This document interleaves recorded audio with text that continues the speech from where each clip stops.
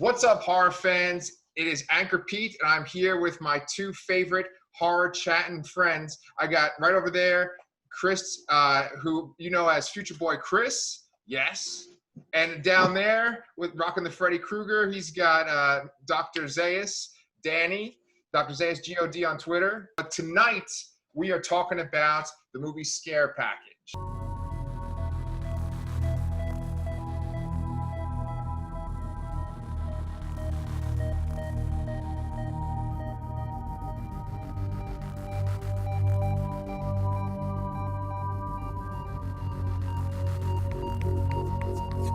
Scare Package is a little different from what we've been talking about. It is an anthology movie, and so it's got a bunch of little movies inside of it, right? So I am super excited about talking about Scare Package tonight. So for this movie, it's kind of interesting. I figure we can kind of go piece by piece and do each individual movie. You guys kind of tell me your thoughts, and we'll also talk about like who made the movie too. And if Absolutely. You guys have some like tidbits and stuff about each movie, like anything you know about behind the scenes, bring it on. So overall, the movie overall is put together by Aaron B. Kuntz, right? And it was released in 2019, and it premiered on SHUDDER, right? On Joe Bob's show. Joe Bob had the premiere when it got to SHUDDER. It was I think it was the first movie that he's done in the last drive-in that was a official premiere. And that was during the summer, yeah. So it officially came out in 2019, but I think its big premiere dates were in 2020. Gotcha. Okay, yeah. And I watched that episode. I think you guys watched that episode too, right? Yep. And I loved it. I fell in love with the movie watching it that night. Especially for the last drive-in, a perfect film for the last drive-in. Yeah. And for so many reasons that we'll eventually get to. Yeah. And so Aaron B. Kuntz, he's one of the directors, but he's kind of like the leader behind the project, right? And so Joe Bob even says this on that episode where anthology movies tend to have like about 4 stories in them, but this one, they just go overboard. They essentially have 8 movies in one. So it's funny, 'cause I wrote down like a list of horror anthologies, and what you normally get is, like you said, you normally get like the 3 or 4 15-minute stories or 20-minute stories with the wraparound, but then there's also this other group of horror anthologies that's like, let's throw as many 90-second to 4-minute movies, shorts, into like the ABCs of horror series. I think there's 2 of those now. Yeah, where it's literally 26 short movies in 2 hours.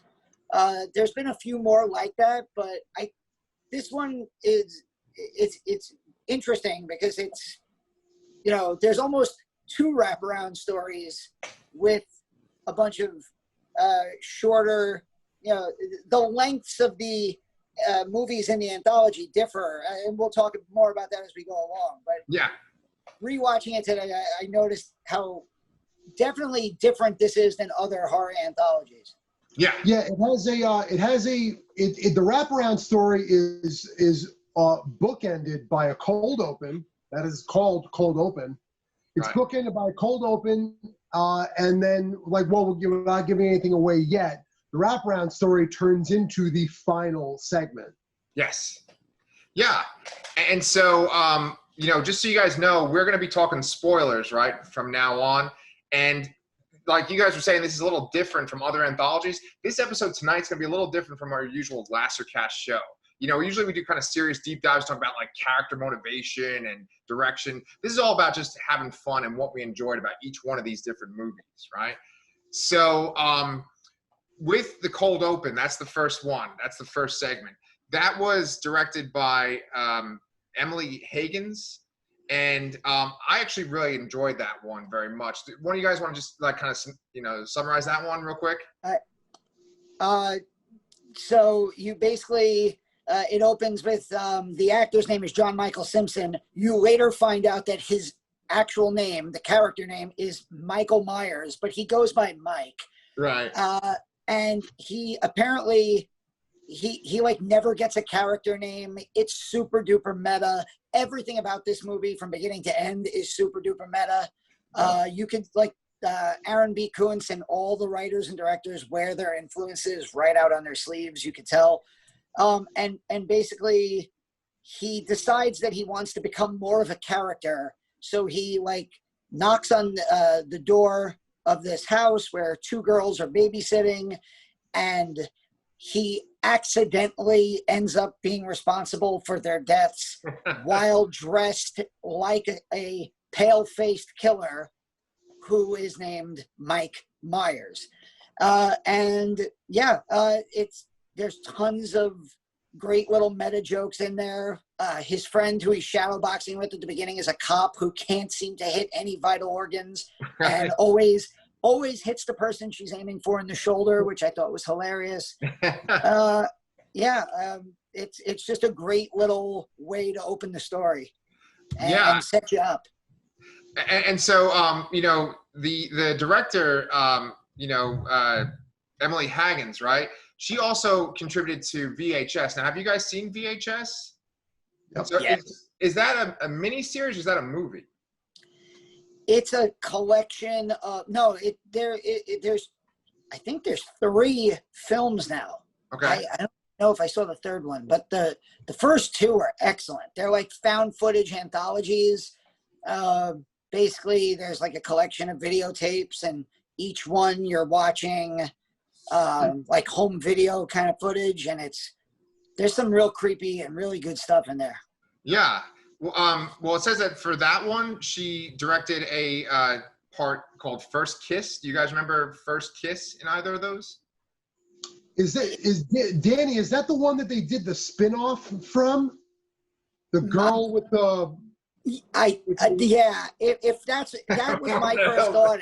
Yeah, she's not a predator, Pete, but her face does somewhat open up. She's a siren. Yeah. You find out she's a siren. So I'm thinking First Kiss, if that's the first VHS, that's the only one that I could think of. But VHS, Pete, VHS and VHS 2 are excellent. Definitely check those out. Yeah. Well, watching Scare Package definitely has put me in the mood for anthologies, you know? And this one in general, like Scare Package, I don't know about you guys, but Scare Package in general reminded me of Creepshow a lot. Creepshow is the gold standard horror anthology. I feel like if we were doing one of those YouTube shows where you literally just did like a ranking, like Creepshow is God tier, and like probably Trick or Treat is now up there. And then like you could throw like the original Tales from the Crypt from like 1972. Absolutely. Tales from the Crypt, getting off the Scare Package topic for a second, because we're going to talk about horror anthologies, but yes, I mean, if you go back and watch the original Tales from the Crypt and Vault of Horror, I mean, those Amicus horror anthologies from the 60s and 70s, Vault of Horror and Tales from the Crypt are like, you're talking gold standard, and then Creepshow comes along in the 80s, and that's like the next gold standard. And like you said, like Danny said, Tales from the Dark Side, which just recently got put out by Scream Factory on Blu-ray after having never been on Blu-ray and possibly never even on DVD. Finally got a Blu-ray release. That's terrific. But back to, there's one thing I want to say about this. I know we talked about it a while ago, Pete. I believe Danny and I spoke about Behind the Mask, The Rise of Leslie Vernon. Yeah. And I don't think you had seen it at the time. And I bring it up because I get major Leslie Vernon vibes in this cold open, except it's the same vibes, but they're having more fun with the content. It's very much, these tropes and these characters and these scenarios explained, not so subtly to the viewer. Right. Yeah. It's just ridiculous how they die too, right? Like with the first girl, like he cuts himself, and then his blood is on the floor, and then she slips right and onto the knife in the throat. And it's ridiculous. Oh man. And we didn't mention that there's all these little segments in that part where he's like making a doll be cursed, and he's trying to sell a haunted house to this couple. Oh, that's a great scene. Yeah. Just don't turn around. Right. But look over here. Yeah. You know, like what we were just saying, like you brought up the meta and the tropes, and we were talking about Creepshow. The guys who made this movie they're kind of our age. They're in their, like, they're born in 1980. Well, Aaron B. Kuntz was born in 1980. I looked him up on IMDb. I'm born in 82. I think Chris is 82. Yeah. We're all like in our late 30s. And you could tell that these filmmakers saw Creepshow when they were young, and then they came of age with Scream, and they basically said, ooh, we are the Randy Meeks of the world, and we loved Creepshow. Let's make a movie. Yeah. And that's really what it felt like. I feel like they even bring up the guy, Brad Chad, actually calls himself Randy Meeks later in the movie. Oh, yeah. That does, yes. Yeah. So, you know, speaking of Creepshow, you guys, I know, Chris, you actually have like a Creepshow mask of that Stephen King story, right? Where, like, I have a yes, I have a Geordie Verrill mask from a company called London 1888. By the way, London 1888, I have no reason to shout them out, but aside from the fact that they're terrific, they have a mask sale running all the time. It's buy two, get one free, and they're $15 a mask.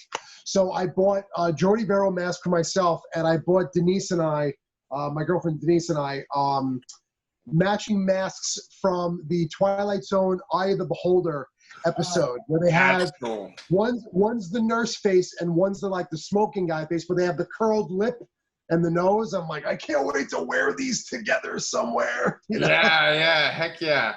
Well, I mean, like, the reason why I was even bringing up your mask is because the next movie that's in this segment, or the next one in the queue, is One Time in the Woods, and that's the one where there's like a guy melting essentially, and that kind of reminded me of two Creepshow stories. It reminded me of the Stephen King one, and it also reminded me of the one where they're on the raft and there's that tar creature that comes up out of the water. Yeah. You know, so I feel like that was a real strong influence for that one. And One Time in the Woods was directed by Chris McInroy, and so I don't know, but yeah, I remember the first time I saw this on Joe Bob's, and I remember laughing out loud to the point where I missed jokes because I was laughing so hard. And I was really tired this afternoon. I was really tired this afternoon, and this part of this short film in the anthology woke me right up, and I was back. I was hysterical laughing. My daughter was on a Zoom Girl Scout event, and she came out of the kitchen to tell me to quiet down because I was laughing so hard. Yeah, I made sure to write down some of my favorite dialogue, which is easily the best dialogue in the whole film. Sticks won't work, you fucks. Is amazing. That guy's blood's getting on my blood. Love that. And then the guy, can't even say it without laughing. I've got a butterfly ankle tattoo. I'll never enjoy it now. I was about to run a marathon.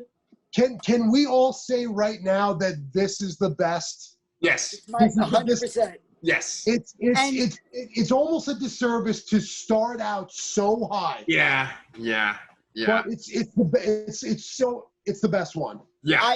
I wrote down my favorite line, which was, "God damn it, I think my eyes are gonna fall out." And I also just wrote gooey, so gooey. Yeah. The practical effects team that worked on this part of the movie, holy hell, give them a bigger budget and let them go crazy, because they knocked this out of the park. This was about 5 to 6 minutes total, the whole One Time in the Woods part. Yeah. And it's got some of the best damn effects. I mean, the whole movie, the practical effects are fantastic, but in this scene particularly, it's just wow. Now, listen, I want to tell the viewers that we are going to rank these in the end, so I apologize if I basically blew everyone's. But I mean, if you've seen the film, and you're watching this, you know where we're all gonna. I mean, I can't imagine anyone watching Scare Package and not feeling like it's One Time in the Woods. It's just fantastic. You know? Yeah. Absolutely. So yeah. So I mean, I agree. I remember watching Joe Bob and just like I was like, oh, the movie's gonna be like this. I'm totally on board for this. You know? Yeah. Yeah. Also, Pete, don't forget, in between the cold open and this is the whole intro to Rad Chad. Right. So, That's right. Yeah. So Rad Chad, like you said before, he even calls himself like the Randy of the movie, and so throughout the movie, he's kind of pointing out horror tropes left and right, especially at the end. He's really pointing out horror tropes. Yeah. And Rad Chad, he works in the video store, and it's called Rad Chad's. Horror Emporium. Horror Emporium. Right. And so in the window, I noticed it was kind of interesting. He has like the scare package where you can get a bunch of movies, you know, in a bundle. Yeah. And it's such a good mechanic that they use throughout the movie because every time you want to cut to another movie, essentially like someone can open up a tape or they could be like, oh, have you seen this movie? And they just start talking about it. So it's a great way to transition into different scenes. Not only does Rad Chad have the killer convertible top, the Freddy Krueger convertible top. Yes. Not only does he have a Joe Bob air freshener and his business's logo is based off of the Last Drive-In font. He is fucking adorable. Yeah. I love I want to know Rad Chad. He's like a less obnoxious Randy from Scream. Right. But he is just, he's the best. And I'm going to throw this out there right now. This may be, it may not be shocking. This is easily my favorite wraparound story in a horror anthology, maybe ever. Like I love the original Tales from the Crypt wraparound story, which is essentially just the subjects meeting with the Crypt Keeper. And I love the wraparound story for the Tales from the Dark Side movie with Debbie Harry from Blondie and little Matthew Lawrence about to get put in the oven. But being that we all grew up in this era, I just love three guys hanging around a video store. Yeah. And we all had that, and I probably was this person for my group, that guy who keeps trying to get the job in the video store, who knows everything about movies and is super obnoxious about it. I probably was that guy. Yeah.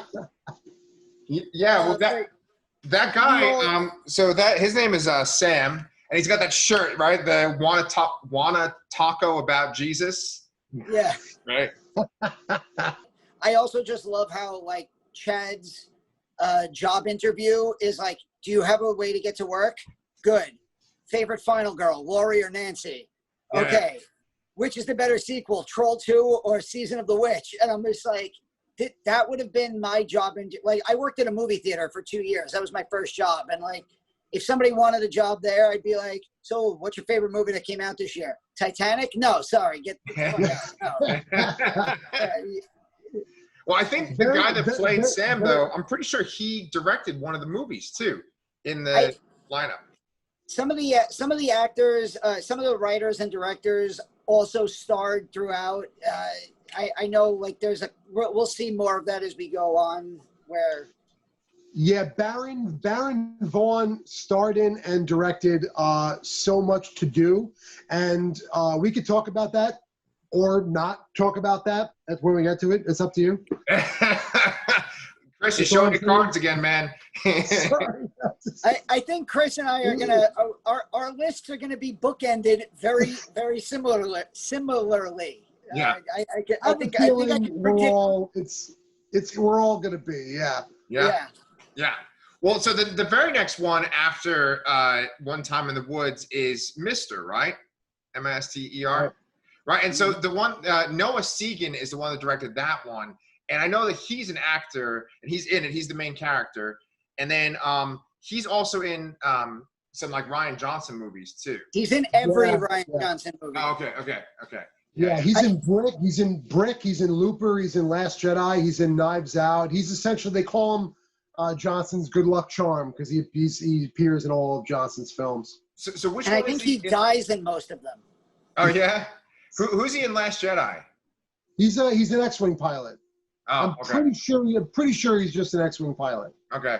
And then in Looper, I could have sworn I remember him from Looper. Is he like a thug or something that works for like Jeff Daniels or? I think so. Yeah. Okay. So let's talk about M.I.S.T.E.R for a second. All right. So I remember watching this on the last drive-in, and I remember I was like live tweeting along with it, and it goes through it. I'm like, I tweet, oh, it's not Fight Club. He's a Winchester, right? Like the Winchesters from Supernatural. Yeah. And then it's like, oh, no, wait. I fucked up my thing already. Oh, it's not a Fight Club. They're werewolves. Oh, he's not a douchebag. He's a Winchester. Then I'm like, oh, he's not a Winchester. He's a satanic cultist, right? So it's like there's all these reveals in M.I.S.T.E.R, right? And I felt like that kind of lessened that particular film. You know, just like it was like, oh, here's a reveal, and then here's a reveal. It's like a little too much. Yeah. Like basically, if you just stuck with one, it'd be good. I like the idea that it's like essentially a group of man babies. Like that's really the point. Yes. And again, we've established they're werewolves. I like that when one of them wolfs out, he looks like a grown Eddie Munster. I think we all spotted that dude.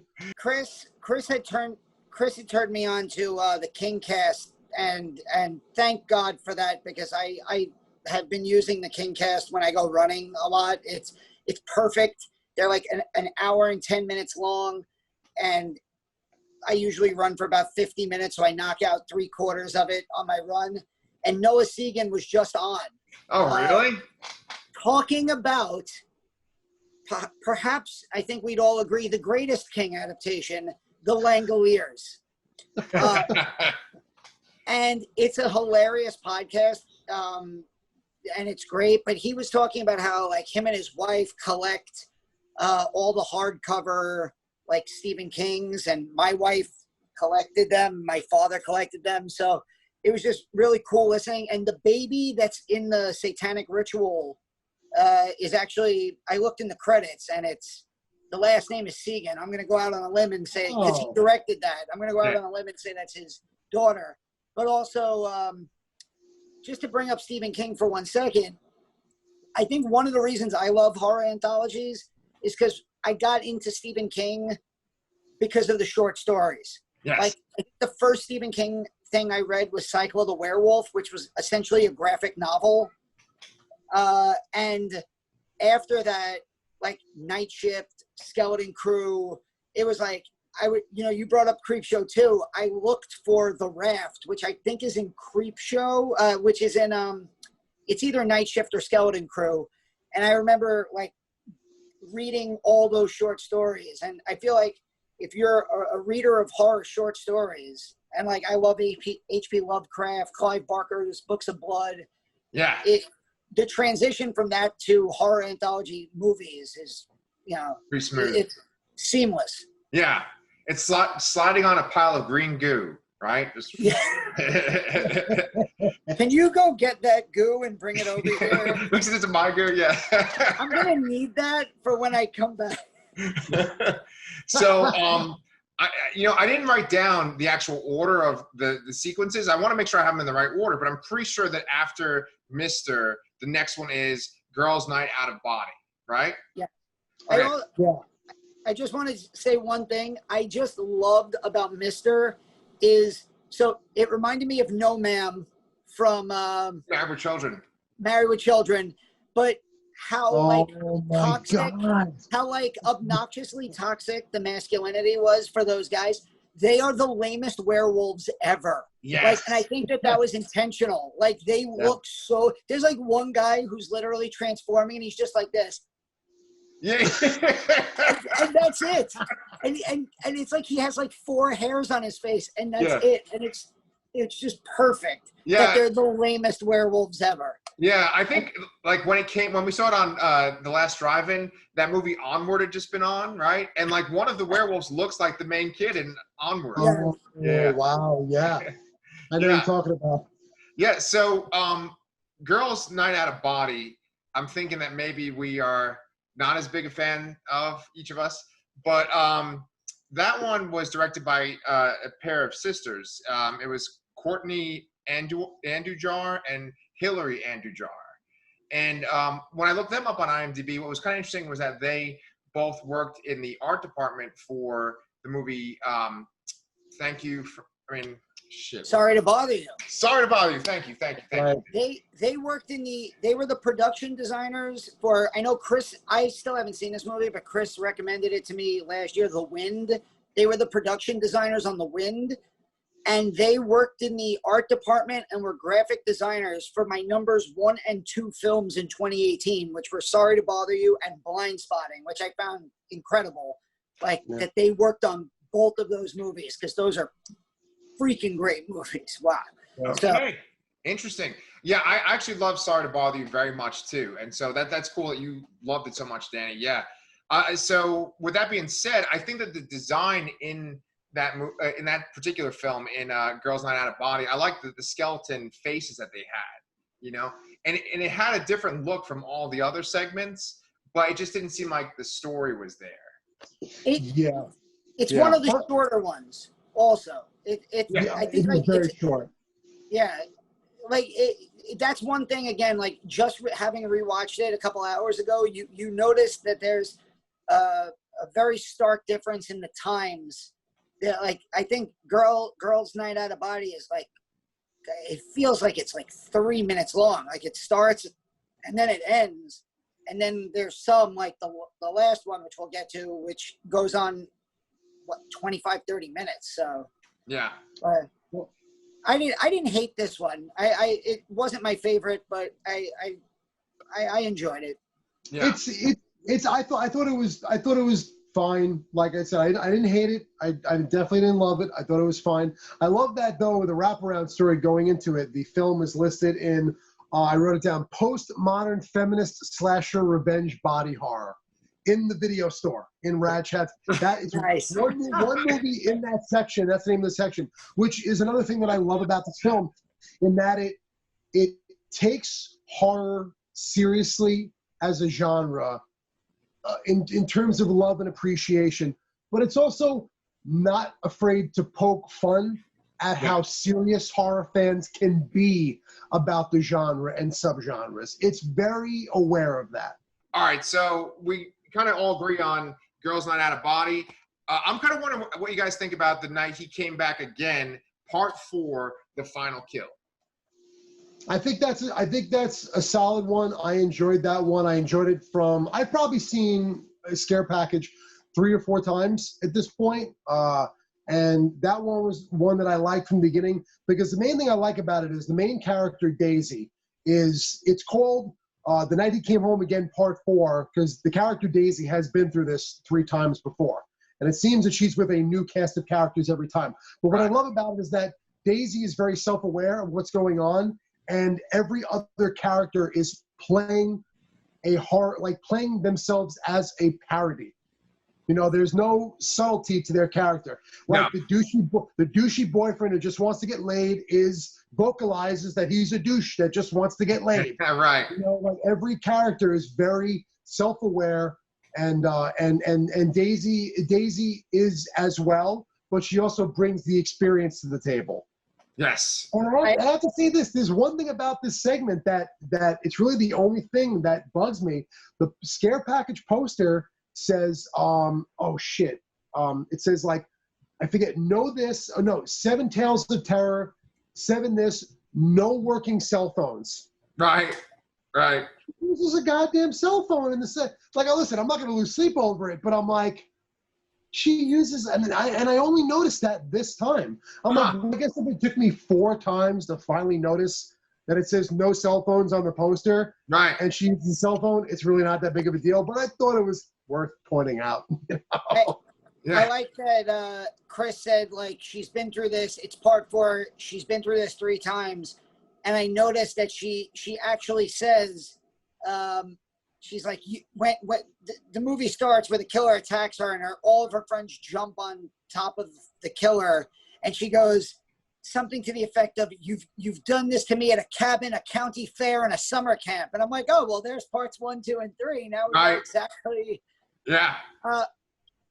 I like this one. I wrote down it has a very Club Dread feel to it, because that's one of my favorite cheesy horror comedies, especially the scene where the idea of just no matter what you do to this killer, no matter how ridiculous it gets, the killer just doesn't die, to the point where legs literally come to life and kill somebody. Right. They show fireworks down his throat. You know. Yeah. Yeah. Oh, there's definitely a Sam Raimi, Bruce Campbell relationship going on between director Anthony Cousins and the girl who plays Daisy, because they just love covering this girl in all sorts of shit. Blood, Yes. and just flying viscera, and also, I mean, there is a laugh out loud moment, at least for me anyway, where they get the killer down and they're getting ready to hook a car battery up to him, and they put the clamps on his nipples, and she's like, none of his nipples, and they're like, isn't that where they go? And that's what I'm thinking. I'm like, yeah, isn't that where they go? And she's like, what is that even, like, why would they go there? And I'm like, yeah, why would they go there? Like, I was like having these horror realizations while watching this. Right. I love right after that sequence too, when the guy goes to put the stethoscope on him and he's like, I'm pre-med, I can do this. And then his head blows up. Right? And then his girlfriend's like, he was pre-med, right? I love that. I also noticed that, like, it was at this point rewatching it that I really noticed that not only that, like, each of the movies is kind of like dissecting its own little horror genre, which, you know, it goes back to Chris had mentioned about how, like, it shows reverence to the horror genre, but in a playful way. So you have, like, One Time in the Woods is like mutants and mutated things, misters, werewolves. Girls' Night Out of Body is like, I guess, like haunted, cursed objects. Then you have a slasher in this one, like a typical Part 4 slasher movie. And then it just all comes together with, you know, the final one where it's just kind of everything thrown in there. Yeah. I think my major issue with Scare Package as a movie is, for a horror anthology, an hour and 47 minutes is kind of pushing time-wise how long a horror anthology could be. And if you would have cut So Much to Do, and if you would have maybe, you know, tightened up some of the other ones, I think we could have got it to about 95 minutes, and it would have been, you know, it would have been close to not God tier anthology horror, but it would have been very close. 100. I agree with you 100%, Danny. I actually wrote the very last thing in my notes that I wrote is lose Girls' Night Out of Body and So Much to Do, and it vastly improves the flow of this film, gets it down to 95 minutes. You know, like I said, I'm sure, you know, Baron Vaughn, who directed this, and the star of it, Baron Vaughn also stars in it, and the female co-lead, you know, they're fine. They're perfectly fine. The material that they're given, but horror anthologies are make or break, and a segment like this, just it's like hitting a brick wall when you're into a film. It's like, man, you know, the fact that I don't fast forward through this by this point after seeing it 3 or 4 times, you know, it's I surprised myself. Yeah. Well, I think that what that particular one suffers from is the same thing that M.I.S.T.E.R suffers from, where it has so many elements in it. And when you tell such a short story, you really just need like 1 to maybe 2 elements, you know, but this one, it's like, you know, he's abducted. He has to dig his own grave. He has this like Omega symbol on his head. He comes back in sort of like a smoke cloud. Then he possesses the girl. And I get the joke throughout is like, I have so much to do, but it's really, I'm just going to like watch TV, right? I get that. That's clever. I like that. But then there's like the whole show that they're watching, and they do video for the show. It's like too much in one. The one thing that I actually do like about this, and that I think could have been its own short, a better short, is the idea that the female lead, all she wants, all she cares about is not having the show that she's going to go home and binge spoiled. And it kind of leaves off where I got the impression she was driving. She gets a text that spoils the show, and she gets in her car and drives off, and you get the impression she's going off to kill the friend. And I'm like, that's a funny idea. of like somebody killing their friend for spoiling, especially in like the modern age of TV with binge-worthy stuff and social media and everybody saying, don't post spoilers. The idea of a killer, like that would have been a great idea. And unfortunately, it's the literal last thing that happens before they get to the final part of the anthology. Yeah, no, I completely agree. I had a similar thing I remember watching Jay and Silent Bob Reboot for the first time, and the credits are filled with the credits, and these aren't even bloopers in these credits, these scenes that they're showing. I'm like, these are some of the best scenes shot for this. They're not even in the film, and they're not bloopers. So what the fuck are they doing playing during the credits? I mean, again, I'm just saying, using that as an example of like this thing that happens at the very end. It's like, why didn't you use this? This is a great idea. You know, and the license plate says, it says I smoke 3Y3 SMOK. It says I smoke for license plate. Again, like what the fuck is, again, I'm going to stop. I don't want to be mean. I don't like the segment, but I'm not going to be a prick about it. I don't like it, and it's I find it frustrating. Stop there. Well, you know, like when I was in college, I was editor-in-chief of a literary magazine, right? And you would get everybody that went to the college that wanted to contribute, and you would have a vision for the magazine, and you would have all these different stories, and you had to always kind of be aware of the feel, right? And so I think that like what you guys were saying was that maybe if you take out Girls Night Out of Body, if you take out So Much to Do, the movie would feel like a bit more consistent. The tone would be kind of more consistent, and it would be like much more streamlined. But on the other regard, I like that, but I do like that they're doing something different too. I just wish that like, you know, Girls Not Out of Body was like a little bit more clear. Maybe they got rid of that serial killer aspect and focus more on like the body morphing, right? And that with this movie, you know, So Much to Do, they just stick with that joke of I have so much to do, and I'm just watching a TV show and do the spoiler, but just take out that Omega thing, take out the smoke thing, maybe just have it be that the guy's a ghost, like he died and he comes back and talks to her or something, you know? That's just my 2 cents. Yeah, no, listen, I'm not saying that either of those don't work. I just feel like they don't work well in this film. You know, Girls Night Out of Body would have been a terrific segment in, there was a movie came out a few years ago with all female directors, a horror anthology called XX, which is very good. And I'm like, every time I watch Scare Package, I'm like, oh my God, Girls Night Out of Body would be terrific, just dropped right in the middle of XX, because it's not that long and it doesn't really take too much away from what's going on. And I'm not saying that So Much to Do wouldn't fit in someplace else either. But you bring up a very good point, Pete, how it is good in the sense that it changes it up. But it's very much a mixed bag. To be polite, it's very much the mixed bag. I feel like I liked Girls Night Out of Body a little bit more than both of you, but it was I just enjoyed. I think I enjoyed it because of you know, the idea that in Rad Chads it fits into that ridiculous, you know, you said it was like the post-feminist slasher, which like it has all those little genre elements. I thought it looked really cool. I thought the soundtrack throughout this whole anthology is awesome, by the way. And I think that like that part has pretty good music throughout, and it's also short. Like it didn't like. I don't feel like Girls Night Out of Body stayed around long enough to annoy me, whereas the other section that we're So Much to Do. So much. I already forgot the title of it.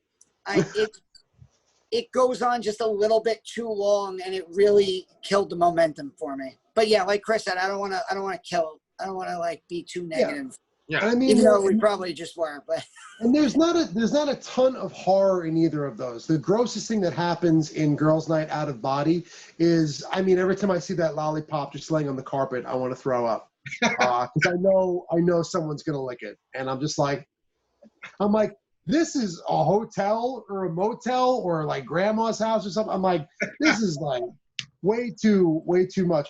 But again, something that I don't want to forget to talk about. What saves this film in the weaker areas is how good the wraparound story is. I don't know if you guys are like me in that I'm like, for the first time in a long time watching horror anthology films, I so much look forward to getting back to that wraparound story every time. I just loved all three of those characters. Yeah. There's this amazing part of the wraparound where set up from like the very beginning, where when he hires Han, and and he hires him, and there's this door that says "Do not enter," and he's like, "If you go in there, I'll kill you." And every time they focus on the door, Aaron B. Koontz, who I think he was the director of the wraparound and that part, he like zooms in on it in this real like obvious, this is a horror movie thing, way where it's like, you don't want to go back there. And then later on in the movie, he's eating a muffin and he like, Han peeks in the door and he's like, MacGuffin? What? Yeah. I'm eating a muffin. And I was friggin' dying. And it turns out, of course, that there is nothing scary at all behind that door. It's just the way they set that up and make you think about it, because like I was fully expecting the first time I saw it that was going to be where the wraparound story led to, and it turns out it's just a MacGuffin, and they played that off so freaking well. Yeah. And so I guess we're up to that last story. Yeah. Right? So why don't we talk about where the wraparound leads to? It leads to horror hypothesis, right? And the idea, Chad gets abducted by Han, and he's brought to this experiment where they're essentially trying to figure out how the tropes of horror works, or like what's the science behind the tropes of horror. And he's in this sort of kind of like Saw scenario, but I mean, this is not just Saw, but there's many, many horror movies that have this situation where it's a bunch of strangers in a room, and Chad just breaks them down by their horror movie trope, right? You're the jock. You're the slut, he says. And the way that he... You're a British? Did I hear British accent? Did I know the British? Yeah, it's so good. And so... I love Rad Chad so much. Yeah. And that's when he calls himself the Randy. He's like, I'm the horror movie geek, Of course he's a character. I'm Randy. Yeah. So I was going to ask you, Danny, that has a wrestler in it, right? It has... Dustin Rhodes. Right. Yeah. And so he plays the Devil's Lake Impaler, who's basically a slasher that they use. Go ahead. Oh, no, I was just going to say, the Devil's Lake Impaler is both an amazing horror movie villain name and a great wrestling name and a great wrestler's finishing move name. Because, like, I could just picture, like, he's a legit, like, 6'7", 260-pound guy. And I could totally see him like picking somebody up and dropping them and hearing like the announcer go, "Oh, the Devil's Lake Impaler!"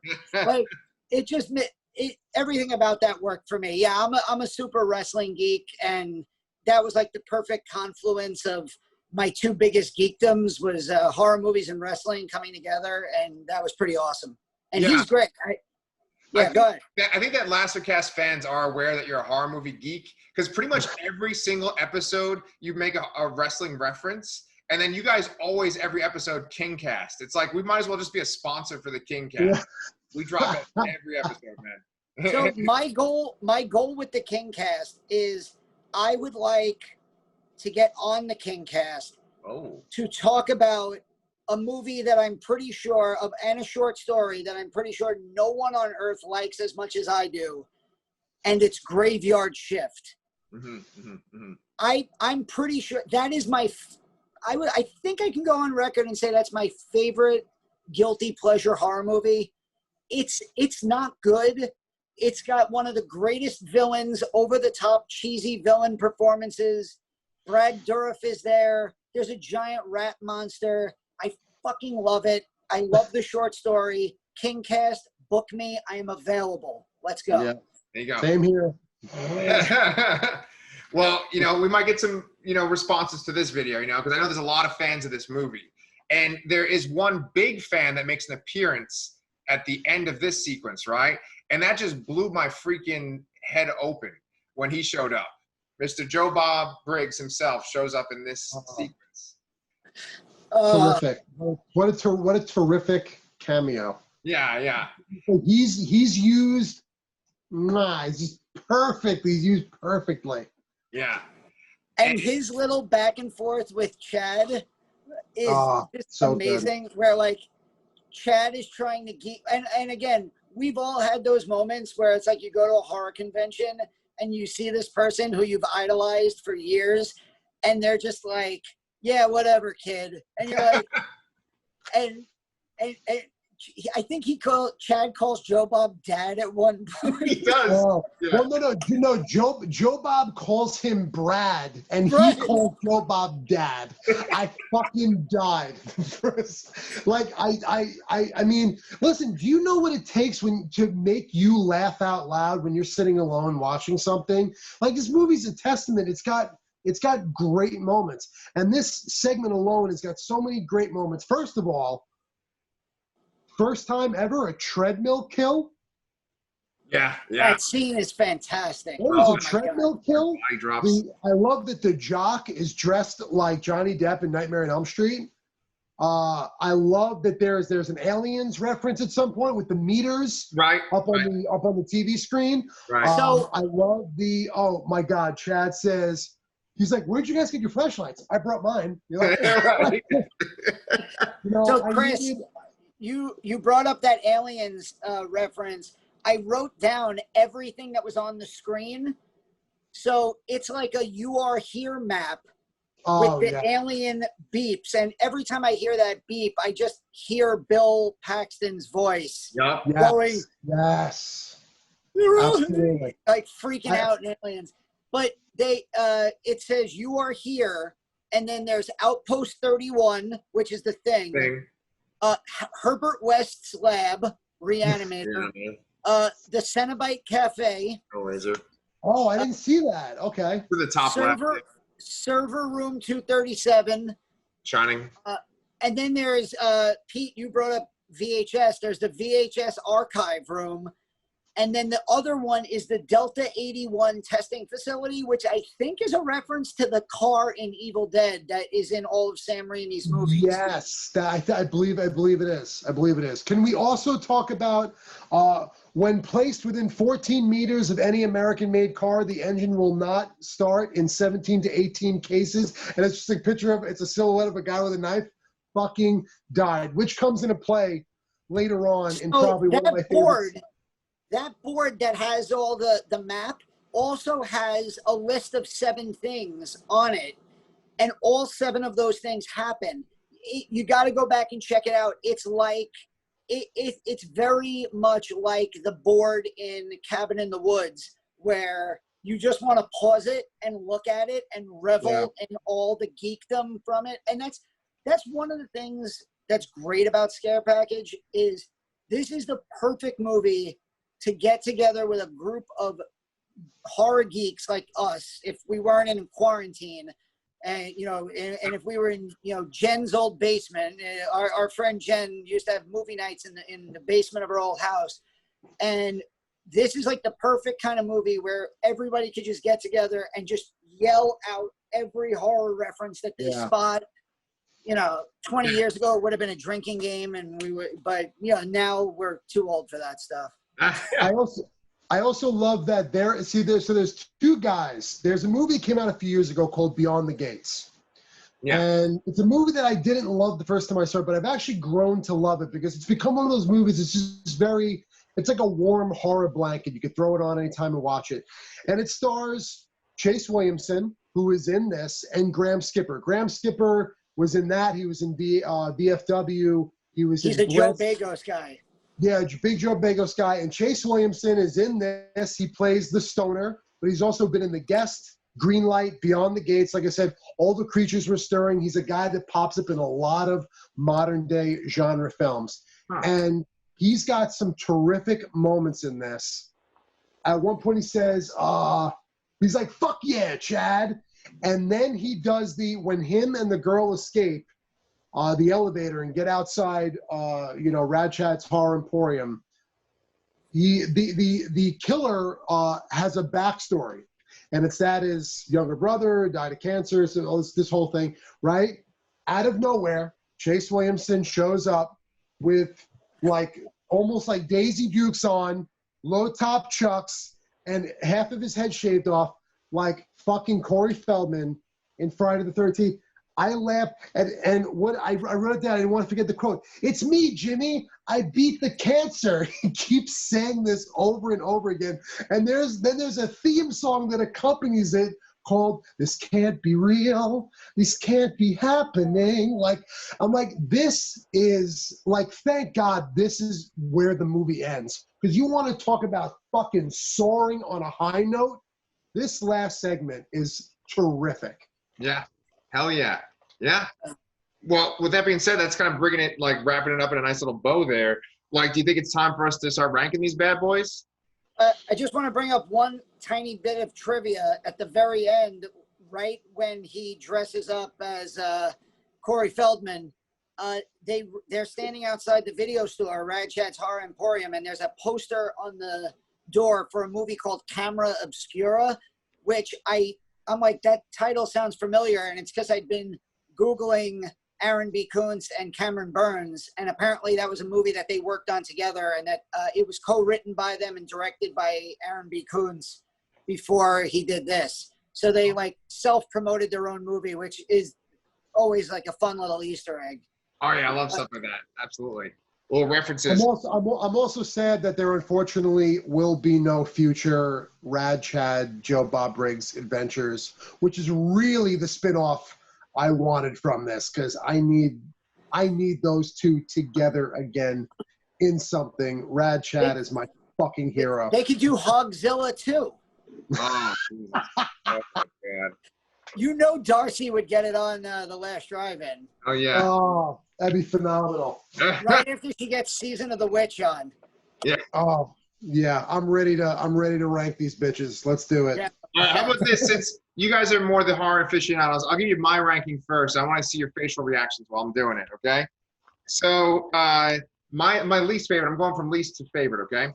My least favorite is Girls' Night Out of Body. Okay. Then followed by So Much to Do. So 8, 7. So Much to Do. M.I.S.T.E.R is my 6. Then 5, I have Cold Open. Then for 4, I have Rad Chad's Horror Emporium. 3, I have The Night He Came Back Again, Part 4, The Final Kill. And then 2, I have Horror Hypothesis. And 1, I have One Time in the Woods. So, that sounds about right. where do we differ? So originally I ranked them out of 8, but then I compiled Rad Chad's Horror Emporium into Horror Hypothesis because. Okay. 7. So yeah, counting down from 7 being my least favorite to number 1 being my favorite. So Much to Do. M.I.S.T.E.R at number 6. The Night He Came Back Again, Part 4. The Final Kill is number 5. I actually put Girls' Night Out of Body at number 4. I did kind of enjoy it. Number 3, I put The Cold Open. Number 2 is the Horror Hypothesis, Rad Chad, Horror Emporium combo. And then, yeah, number 1, by a country mile, One Time in the Woods. Excellent. I might go watch that again right now. I fucking love it. Excellent. Yeah, I'll go least to best. Obviously my least favorite is So Much to Do, and again, it's a brick wall for me whenever I watch this film. It's just like I can't help but be like, all right, well, this isn't that long, so we'll get through it. Next up would be I'm sorry, too many ums. Girls' Night Out of Body. Again, fine, not terrific.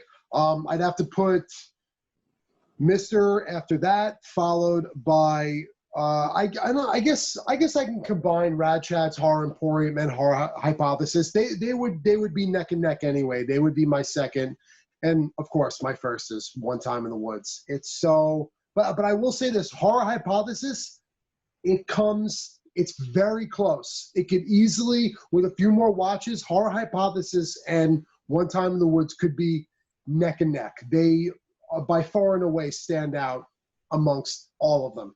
Yeah. Yeah. The song pushes it over for me. So one day I will grow to love This Can't Be Real so much that it will make Horror Hypothesis surpass One Time in the Woods. If I sing it every time it's over now. Yeah, yeah. Yeah, when he's pointing out the tropes of the people, that might be one of the funniest parts in the whole movie. Yeah. But I think that the bulk of the funniest parts in the whole movie are in One Time in the Woods. You know? Oh yeah, when you find out that the virgin and like the final girl and the promiscuous girl are not the same, and then he goes impaled, or he says impaler, and it's like, because every promiscuous girl, you know, gets impaled as a sign of like, well, you know, you've now been penetrated. You know, and then, he's like impaler. And there's also the great scene where he's like, I bet you those two are off having sex, and then you hear like her moaning, and the guy is bent down what looks like between her legs, but he's really being like a really nice guy, and she has a huge gaping wound in her leg, and he's like wrapping it, and she's like pulling off parts of her shirt but to use as like bandages. Yeah. It's just it's fantastic. Yeah. It's definitely the most impressed I've been with a horror anthology in quite a while. I wasn't super impressed with Nightmare Cinema, which was something that I wanted to love. I kind of hated the wraparound story for that. It just seemed, it's in a movie theater. It should make sense, but like Mickey Rourke is like the main, like the storyteller. I'm like, this is terrible. The wraparound story is Mickey Rourke collects a paycheck. Yeah, basically, that's basically it. Holidays is another one that's disappointing, although I will say this, if you've never seen Holidays, Father's Day with Jocelyn Donahue, that is the standout of the entire film. I also like the Easter one. Yeah. The Valentine Day one, I think it's the same directors who did Starry Eyes and the Pet Sematary, the new Pet Sematary adaptation. I think they did Valentine's Day. And there's one called Skeletons in the Closet, which is a fucking abomination. I don't normally do more than one Stardust video. I did 2 for this because it takes a lot for me to be angry after a film is over. Skeletons in the Closet actually angered me. So again, I'm sorry. Did you see Southbound? I've actually never seen Southbound. So Southbound was one of those movies where it literally, on every streaming service, it was in my watch list queue, and I just never got around to it until about a month ago. And it's really good. It's very good. One of the better modern, I think it was like 2016 maybe, one of the better horror anthologies I've seen in a while.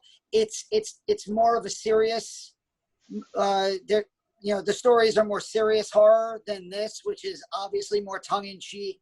You know, we're sitting here laughing hysterically about it. Yeah.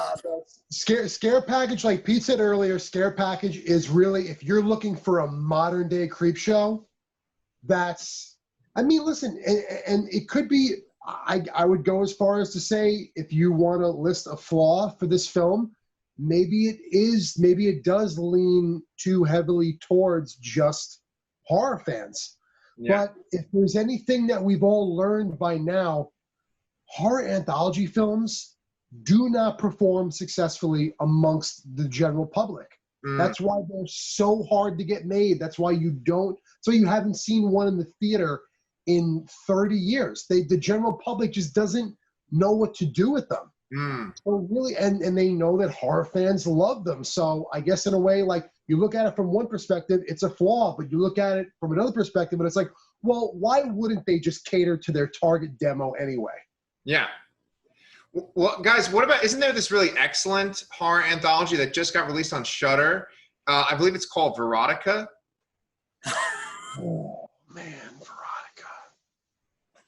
Veronica is, I think Danny I think we've had a conversation about this. Danny might disagree with me. The best way to describe it, I'm not saying it is exactly this, but I feel like the best way to describe it is Tommy Wiseau's The Room for horror fans. Oh, that's it.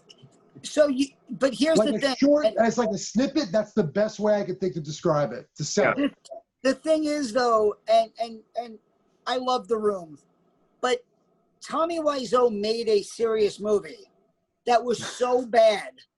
And now Tommy Wiseau, all these years later, has kind of like been like, oh, of course I made a comedy. Haha. And he's like gone along with it. Sorry, Danny.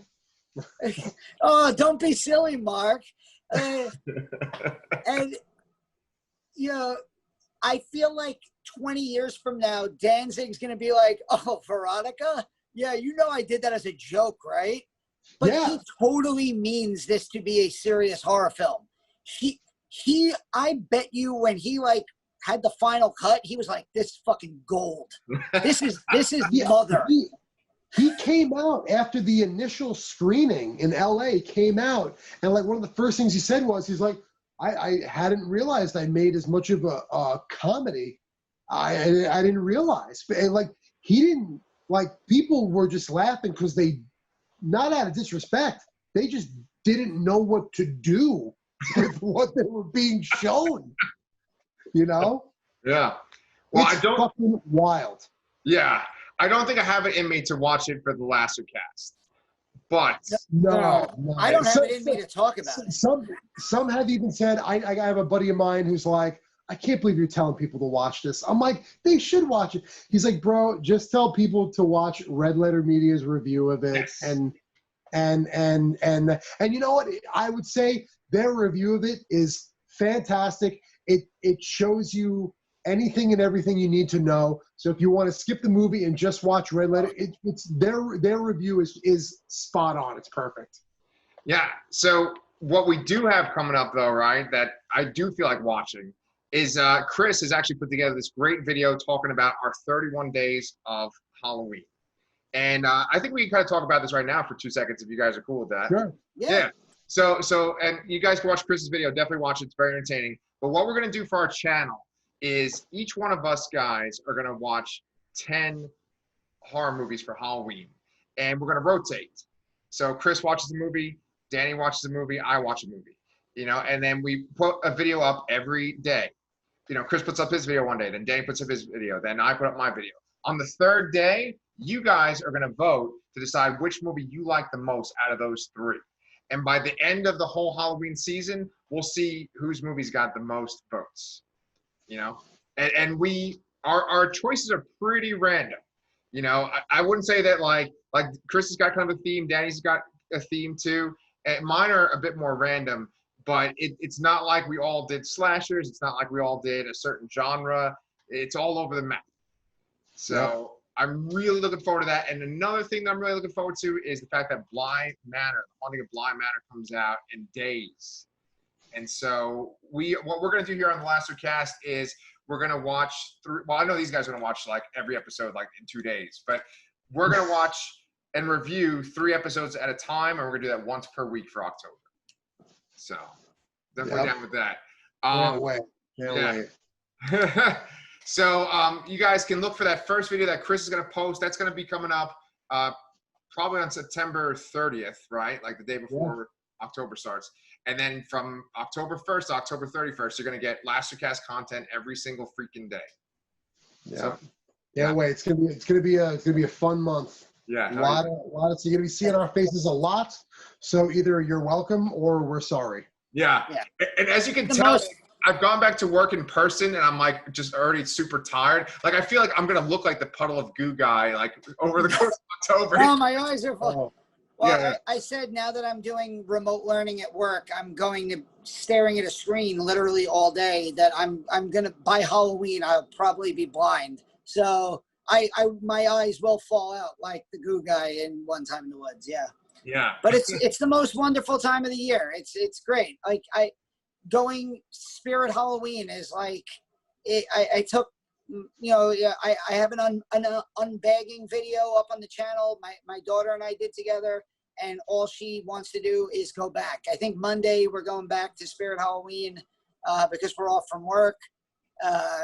They're already opening one closer to my house.